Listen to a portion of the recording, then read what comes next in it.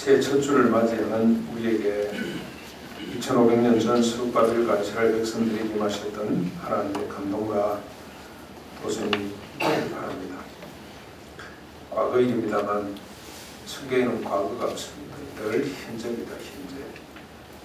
2500년 전에 있었던 그 은혜가 오늘 우리들에게도 동일하게 있기를 바랍니다. 다리오 왕 2년입니다. 여러분 우리 학교에서 1장부터 쭉 좀 넘어가면서 보겠습니다. 짧은 건이기 때문에 전체를 다 살펴보겠습니다. 다리오 왕 2년 BC 520년입니다. 정확하게 1차 귀환이 있은 지 18년이 지났습니다. 바벨론의 포로로 끌려갔다가 바벨론이 페르시아에게 망하고 페르시아의 소국이 포로가 되어 있다가 돌아오는 지가 벌써 18년의 세월이 지났습니다. 다리오 2년 6월 초 하루입니다. 6월 1일에 여호와의 말씀이 학계를 통해서 여자 총독 스룹바벨은 요야긴의 손자입니다. 포로로 끌려갔다가 감옥살이를 하고 있다가 나중 말년에 풀려나서 제대로 대접을 받았던 요야긴 손자 스룹바벨과 대제사장 요수아, 아론의 후손이죠. 사독계파의 사람입니다. 그 대제사장 요수아에게 임했습니다. 그 임한 말씀의 내용은 2절부터 4절까지인데, 이 백성들이 자기들은 편벽한 집에 살면서 반듯한 집입니다. 반듯한 제대로 잘 꾸며진 집에 살면서 이 성전이 황폐한 것을 보고도 성전 건축의 때가 아니라고 말하는구나 라고 시작이 됩니다. 18년 동안 성전 재건을 중단하고 방치했다는 뜻입니다. 돌아오자마자 용기를 내서 성전 건축을 시작했는데 그 지역에 살던 사마리아 사람들이 찾아와서 우리도 같이 하자 하고 요청을 합니다. 그랬더니 돌아온 사람들이 너희들은 피가 섞여서 이방인과 같으니 우리하고 같이 역사를 이룰 수가 없다 라고 거절을 했습니다. 그러자 이 사람들이 방해 공작을 시작해서 그 때문에 18년 동안 성전 건축이 중단이 된 상태입니다. 계속해서 여호와의 말씀이 그들에게 임했습니다. 5절부터 7절까지 너희는 너희 행위를 살펴보라. 너희가 많이 뿌릴지라도 수확이 적었으며 먹을지라도 배부르지 않았다. 마실지라도 흡족하지 못했으며 입어도 따뜻하지 못했다. 일꾼이 삭슬을 받아도 구멍이 뚫린 전대로 들어갔을 뿐이다. 그러면서 계속 말씀하시기를 8절부터 10절까지 산에 올라가 나무를 가져다가 성전을 건축하라. 그리하면 내가 그것으로 말미암아 기뻐하고 또 영광을 얻으리라. 너희가 많은 것을 바랐으나 도리어 적었고 너희가 그것을 집으로 가져왔으나 내가 불어버렸다.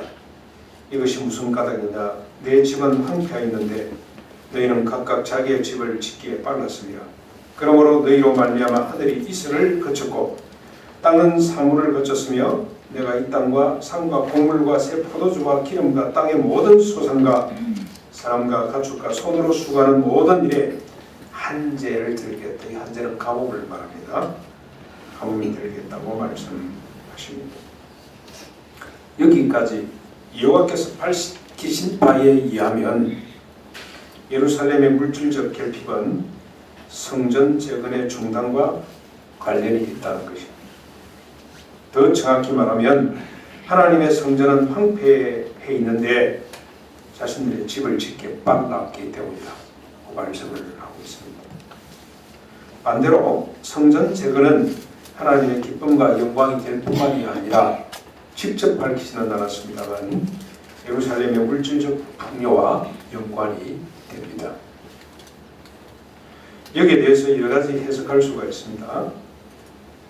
그러나 중요한 것은 여호와 중심인가 자기 중심인가 하는 것입니다. 우선순위를 어디다 두느냐에 따라서 성전에 둘 것인가 자기 집에 둘 것인가. 저는 이걸 가지고 하도 많은 이야기를 어릴 때 들어왔습니다.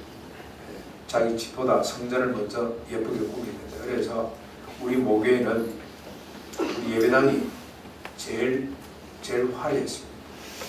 제일 멋있었습니다. 짓기도 너무너무 멋있게 잘 이루어졌습니다. 우리 집은 다들 보면 초라한데 예배당은 얼마나 예쁘고 화려한지 모릅니다.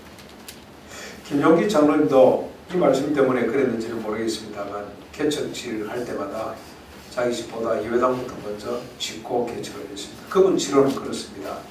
동네 2장 9장 비만 거스리면 아무것도 안 되는데 만군의 여호와 하나님 비를 거스려가지고 무슨 일이 되겠냐, 그렇게 해석을 했습니다. 그렇게도 해석할 수가 있습니다. 그러나 오늘 우리는 중요한 의미가 뭡니까? 우선순위를 어디다 두느냐에 따라서 삶의 형태와 질이 달라질 수 있다는 것, 그걸 주님은 말씀을 하고 있습니다. 자, 이에 스룹바벨과 여호수아 그리고 모든 백성들이 감동을 받고 도전을 받은 거죠. 성전 재건을 시작하게 됩니다. 그것이 다리오 2년 520년 6월 24일입니다. 6월 초 하룻날 말씀 임하고 6월 24일 날 이들이 일어나서 시작하려고 했습니다. 18년 동안 중단되었던 성전 건축을 재개케 하신 분은 하나님이십니다. 하나님이 학계를 통해서 말씀을 하시기 때문에 역사가 다시 시작이 됩니다. 그런데 여호와의 말씀이 다시 학계를 통해서 스룹바벨과 여호수아에게 임했습니다. 2장 1절부터 4절까지인데 다리오 2년 7월 21일입니다. 약 한 달 이후입니다. 그 말씀이 뭡니까? 너희 중에 이전 성전의 영광을 본 자가 있느냐? 그것과 비교하면 너희들이 재건할 성전은 보잘것이 없지 아니하냐? 그러나 여호와가 여노라 스룹바벨아 스스로 구색해라. 여호수아야 스스로 구색해라. 이 땅의 모든 백성들아 스스로 구색하여 일할지어다. 내가 너희와 함께하리라. 만군의 여호와의 말이니라. 스룹바벨과 백성들이 막상 성전 공사를 재개했습니다만 서글픔이 분명합니다. 예전 성전과 비교해도 그렇고 그들이 경험한, 그들이 보고 온 바빌론이나 페르시아의 신전들과 비교해도 초라하기 짝이 아마 없었을 겁니다. 우리가 이걸 지었다니 무슨 소용이 있겠어, 그런 생각이 팽배했을 겁니다. 성전뿐만이 아닙니다. 돌아오기는 했지만 여전히 페르시아의 속국일 뿐입니다. 정치적으로 경제적으로 내세울 만한 아무것도 없었습니다. 그래서 그들은 열등의식과 패배감과 두려움에 사로잡혀 있었을 것입니다. 차라리 우리 신보다 바벨론의 신이 크고 그 신보다 페르시아의 신이 훨씬 더 큰 신이라는 생각으로 가득 찼을 겁니다. 그들을 향해서 여호와께서 말씀을 하셨습니다. 스스로 구세게 하라. 구세게 하라. 내가 너희와 함께 하리라. 아마 이래도 이들이 설득이 잘 안 된 모양입니다. 그래서 주님 말씀이 계속 이어집니다. 2장 5절에 보시면 너희가 애굽에서 나올 때 내가 너희와 언약한 말과 나의 영이 계속하여 너희 가운데 머물러 있나니 너희는 두려워하지 말아라. 엄청난 말이죠. 먼저 하나님의 언약이 뭔지를 한번 살펴보십시다. 출애굽할 때 하나님이 주신 언약이 뭐냐? 그 말이 지금도 취소되지 않고 살아있다는 말이죠. 하나님이 그들과 함께 했는데 지금도 그동안에 이게 포로 기간이 있을 때 그때도 중단되지 않았고 여전히 하나님이 함께 있었다는 말씀 아닙니까? 하나님이 주신 지금도 여전히 유효한 그 언약이 뭐냐? 출애굽기 20장 45절에 보면 이렇게 말씀을 하셨어요. 내가 이스라엘 중에 가하여 그들의 하나님이 될 것이다. 내가 너희들 가운데 거하면서 너희들의 하나님이 되겠다고 약속을 하셨는데 그 약속은 지금도 변치 않고 그대로 있다는 겁니다. 그대로 있다. 그러나 이 언약은 이스라엘로 말미암아 열국을 복되게 하겠다는 하나님의 언약과 맞닿아 있습니다. 더 정확히 말하면 여인의 후손 한 아기 이새의 줄기와 뿌리에서 난 한 싹 다윗의 후손으로 말미암아 열국이 복을 받겠다고 하신 하나님 그 언약 말씀이죠. 그 언약을 지키기 위해서 이 백성들 가운데 함께 거하겠다고 출애굽 당시에 약속을 하셨는데 이 약속입니다. 이 언약입니다. 이 언약은 이스라엘 백성들이 눈이 뽑히고 쇠사슬에 묶여서 바벨론으로 끌려갔을 때에도 파기되지 않았습니다. 하나님은 포로 기간에도 그들을 떠나지 않고 함께 계셨습니다. 비록 정치적으로 종교적으로 패망했지만 하나님의 뜻, 하나님의 언약과 임재는 소멸되지 않고 계속 이어져 왔었습니다. 오히려 진멸과 포로기를 통해서 하나님의 언약과 임재를 하나님의 언약 되게 하고 하나님의 임재 되게 했습니다. 모든 것이 사라졌지만 하나님의 언약과 임재만은 남아 있었습니다. 그래서 하나님의 언약과 임재가 무엇인지 포로 기간 동안에 패망을 통해서 더 선명하게 나타났었습니다. 아무것도 내세울 것도 없고 붙잡을 것도 없는 백성들이 오직 하나님의 언약만을 바라보도록 그것만을 붙잡도록 하나님께서 이런 과정을 주셨다고 보시면 됩니다.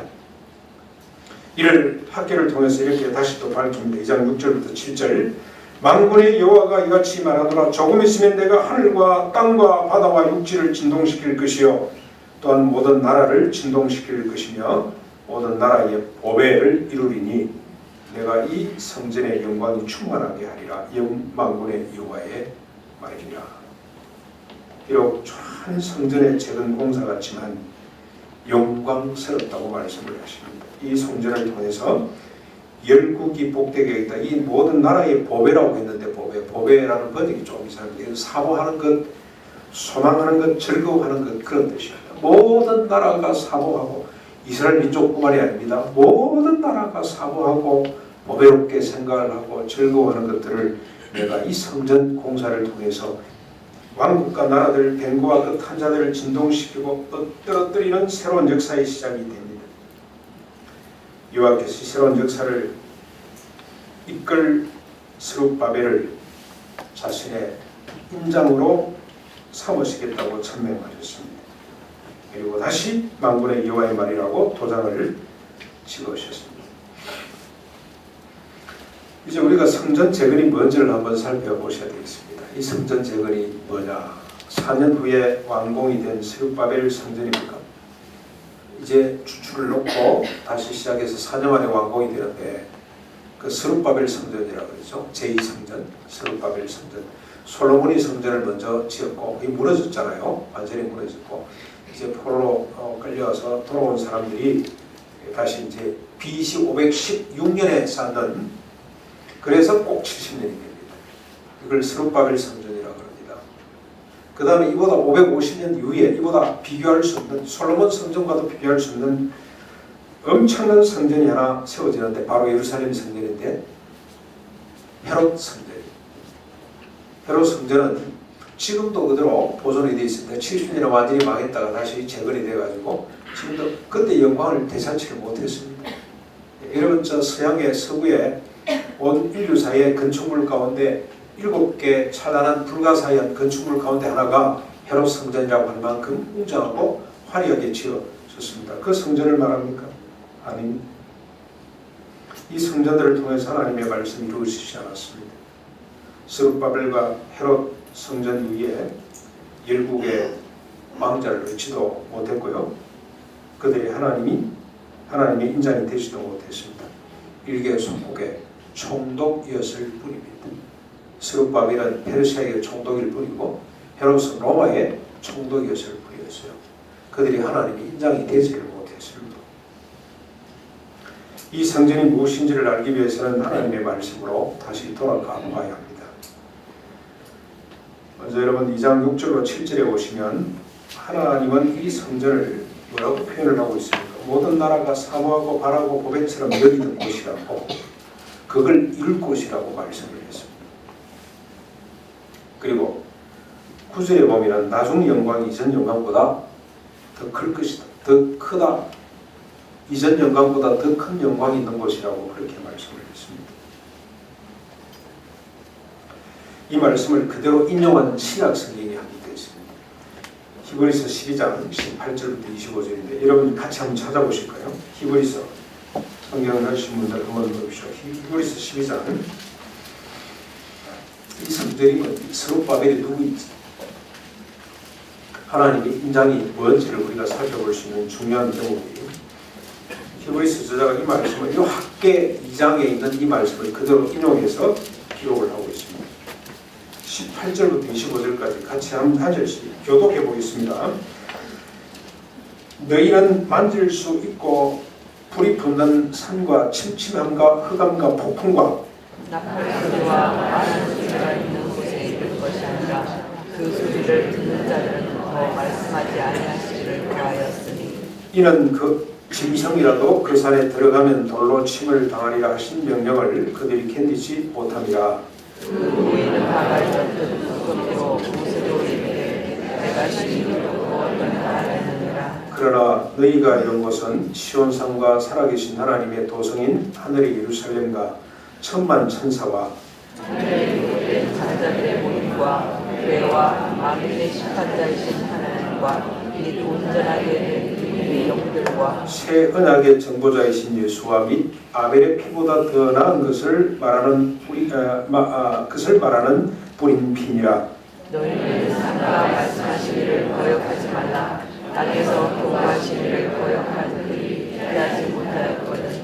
하물며 하늘로부터 도구하신 이를 피하는 일이 뭐냐. 자, 이 무슨 말이냐면 이 산은 시온산입니다. 그렇죠? 시온산, 살아계신 하나님의 도성인 하늘의 예루살렘. 지금 요 히브리서 저자 바울로 보시도 좋겠고 이분이 요 학계 말씀을 그대로 요 말씀을 인용해가지고 지금 한 이야기입니다. 모세의 시내산보다 더 영광스럽고 장엄한 선언이 있는 곳, 너희가 이런 곳 이곳 시온이라고 이렇게 표현이 되어 있습니다. 모세의 시내산보다 더 영광스럽다는 말은 모세가 시내산에 오를 때 이 하나님의 십계명을 얻기 위해서 올라갈 때 하나님의 불이 임해서 하나님의 빛이 임해가지고 사람들이 두려워서 그곳을 향하여 볼 수 없을 정도로 영광스러웠잖아요. 심지어 하나님과 이렇게 하나님 40일 동안 하나님을 만나고 온 모세 얼굴을 바로 보지를 못했어. 너무 빛이 나가지고 수문으로 얼굴을 가려야 될 만큼 광채가 난 그 사건입니다. 하나님도 경고를 하셨어요. 이 산에 아무도 접근하지 못하도록 해라. 짐승들도 접근하지 못하도록. 왜냐? 하나님 영광 있는 곳이기 때문에 그 접근하면 죽어요. 그런데 지금은 그 영광보다 더 큰 영광이, 찬란한 영광이 펼쳐집니다. 어디에? 시온산에, 새 예루살렘에. 그런데 그 시온산은 살아계신 하나님의 도성인 하늘의 예루살렘이라고 표현을 했고 천만 천사와 하늘의 거룩한 장자들이 모인 교회라는 표현을 썼어요. 뿐만 아니라 만민의 심판자이신 하나님이 계신 곳, 또 온전하게 된 의인의 영들이 있는 곳. 여러분 오늘 우리가 여기에 모여 있습니다만 보통 일이 아닙니다. 보통 일이 아닙니다. 이 시내산, 하나님의 영광이 맺던 시내산보다도 훨씬 더 광량한 빛이 발하고 있는 곳입니다. 이곳이.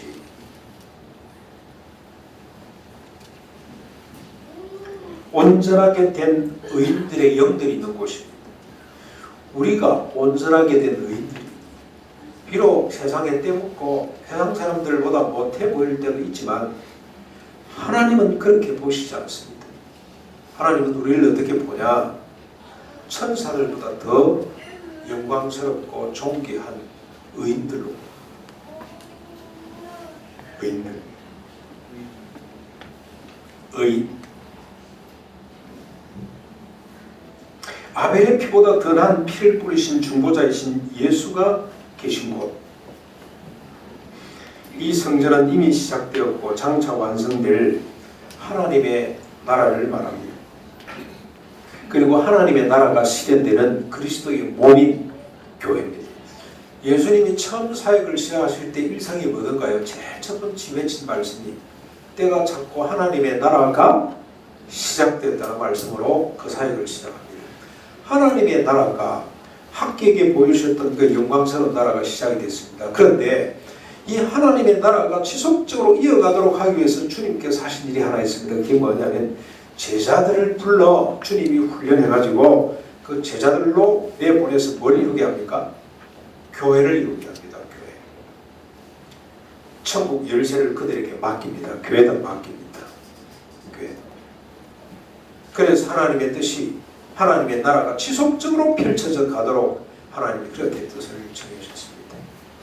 그래서 이 성전은 비록 지금 스룹바벨이 짓고 있습니다만, 형식적으로 짓고 있습니다만, 이 성전은 교회를 말하고 하나님의 나라를 말하고 하나님의 임재와 통치가 실현되는 곳을 말합니다. 하나님의 나라 즉 교회는 눈에 보이는 형식적인 교회가 아닙니다. 눈에 보이지 않는 교회 즉 하나님의 임재와 통치가 이루어지는 무형의 교회가 더 중요합니다. 두세 사람만 모여도 교회가 됩니다. 두 사람입니다. 최소 두 사람. 나 아닌 또 한 사람만 있어도 교회가 됩니다. 천국 열쇠를 가질 수가 있습니다. 하나님의 나라를 이어갈 수 있게 됩니다. 그곳이 직장일 수도 있고 가정일 수도 있습니다. 우리가 지역교회 형태 이런 형태로도 있습니다만 직장일 수도 있고 가정일 수도 있고 아니 KTX 열차 아닐 수도 있습니다. 옆에 앉은 사람이 예수 믿는 사람이야. 그래서 서로 하나님께 감사하고 받은 은혜들, 말씀으로 받은 은혜들을 같이 나누고 하나님 감사합니다. 형식은 아무것도 없습니다만 감사할 때 바로 예배가 되는 것입니다. 같이 서로 위로하고 격려하고 힘내라 그러고 빨리 장가가라 그러고 돈이 없어서 장가를 못 갑니다. 그러지 말고 장가 가면 돈이 생긴다. 결혼 못해서 빨리 자녀를 둬야지. 원룸 얼마나 좋냐. 거기 가니까 뭐 다 있대. 냉장고도 있고 세탁기도 있고 다 갖춰놨는데 걱정할 거면 있어. 빨리 가서 젊었을 때 자녀를 많이 놓고 인구 절벽이라 그러는데 그런 이야기로 서로 격려하고 위로하고 예, 목사님 한번 열심히 해보겠습니다. 그러면 하나님 역사가 이루어지는 거죠. 교회입니다. 이 하나님의 나라 교회는 예수님의 초림으로 시작이 되었습니다. 그러나 이미 아담과 노아, 아브라함, 모세, 솔로몬을 통해서 형식적으로 시작이 되고 이어져 왔습니다. 그러다가 이스라엘과 유다가 패망함으로 형식적으로 잠깐 중단이 된 것 같습니다만 하나님께서 아니다. 내가 붙들고 있다. 내가 그 역사를 지금도 이어가고 있다. 스룹바벨아 네가 일어나서 형식적인 교회를 성전을 다시 쌓도록 하라고 말씀을 합니다.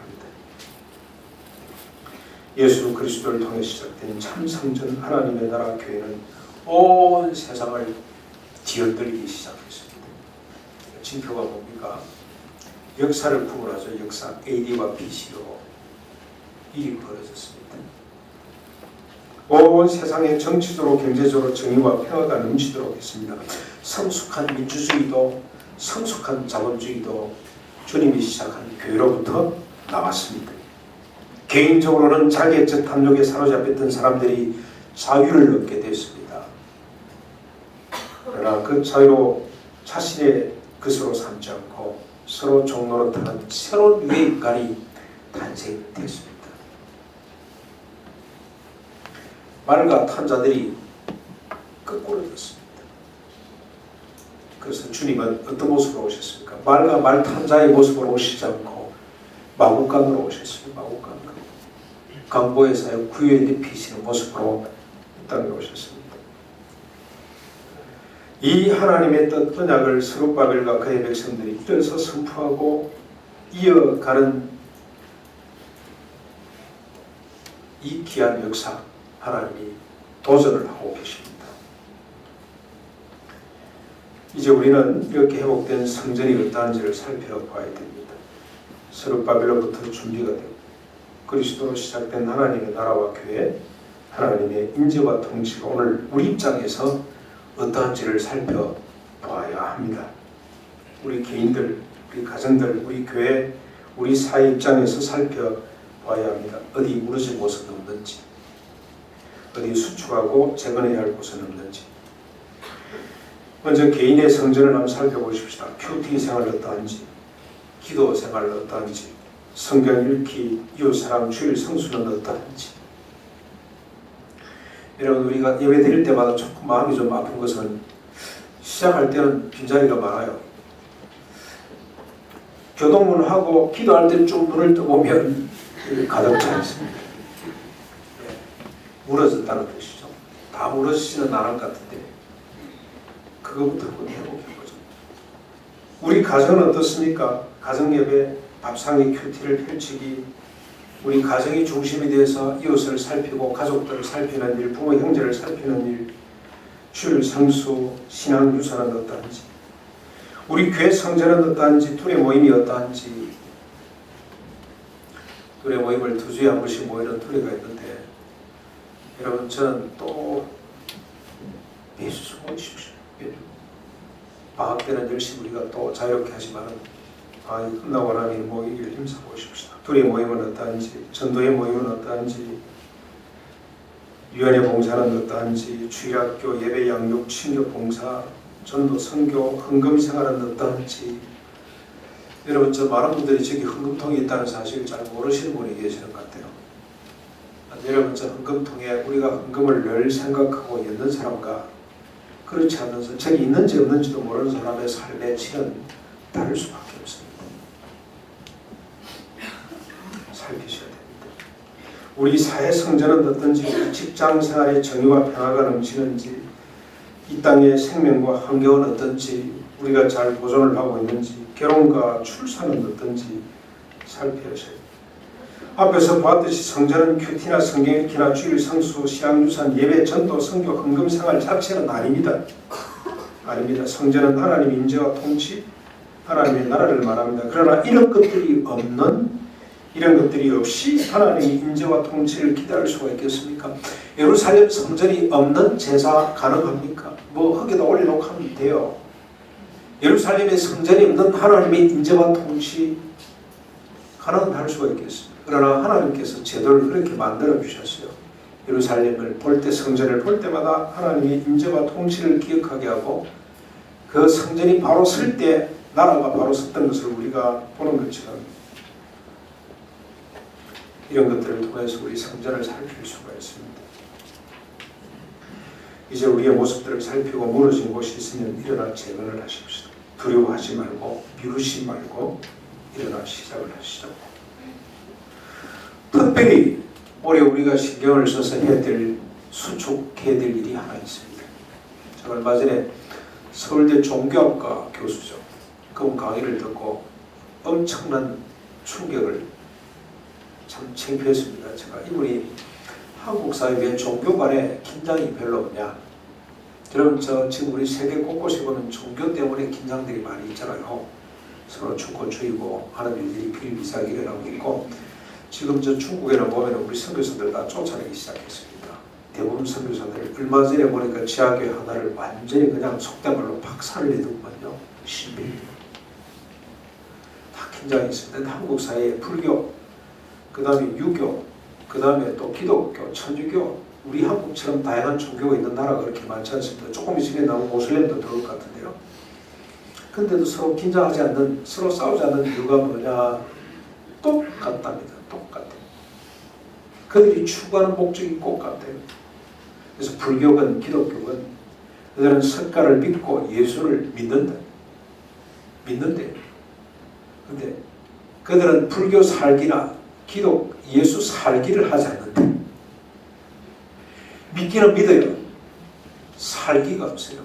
예수 그리스도를 믿는 것, 그리고 예수 그리스도로 사는 것이 있어야 되는데, 오늘 우리가 다 의인이잖아요.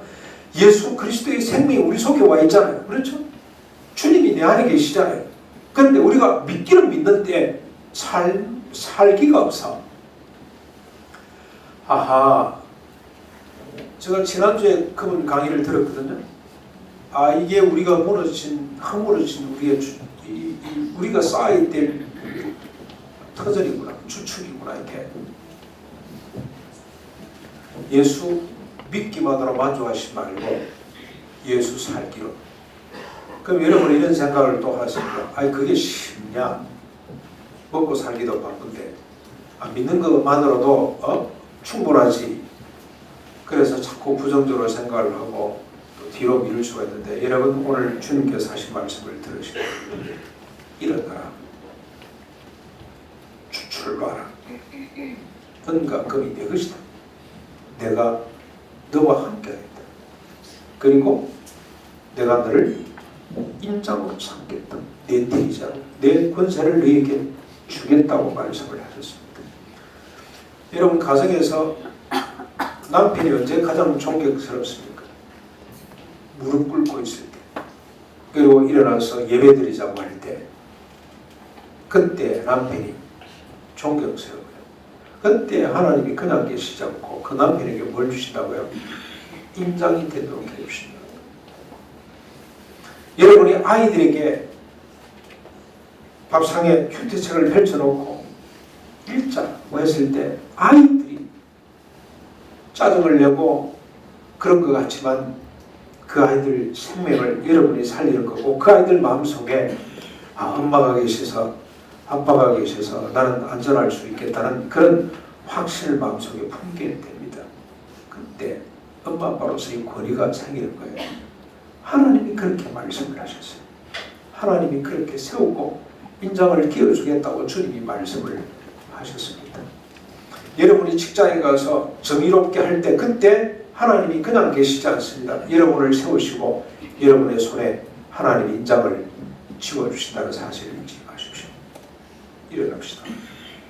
만군의 여호와께서 오늘 우리에게 말씀을 하십니다. 우리가 이를 위하여 세움을 받았다.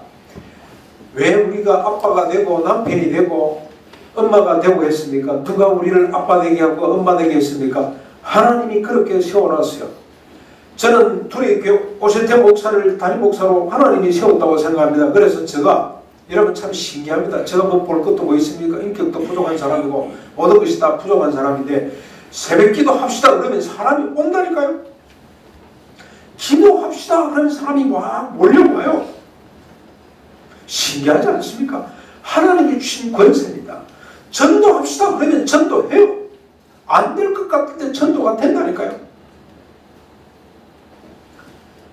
여러분, 그래서 제가 말을 조심해야 돼요. 새벽기도 다 특별 새벽기도 합시다 그러면 저 적성로에 있는 우리 전도사님하고 또 우리 김집사님하고 다 와야 될 거 아니에요. 올 거란 말이죠. 그게 하나님이 그런 권세를 주셨기 때문에.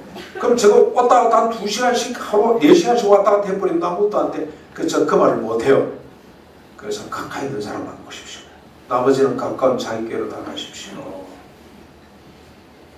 그게 하나님이 주시는 권세입니다. 여러분들도 그 권세를 다 받으셨습니다. 하나님이 여러분을 가장으로 세워주시고 엄마 아빠로 세워주시고 직장 여러분을 세워주셨고 이 사회에 여러분을 하나님이 세워두셨습니다. 뭐하도록? 일어나 재건의 주축을 놓도록. 근데 하나님이 또 약속을 하셨죠. 우리가 일어날 때 하나님께서 금도 주시고 은도 주시고 약속을 하셨습니다. 만군의 여호와께서 오늘 지금 이 자리에서 우리들에게 주시는 말씀입니다. 들을 귀 있는 자는 들으시기를 주님의 이름으로 축원합니다. 우리 말씀을 생각하면서 이 땅의 황망을 벗어 사는 찬송한 불로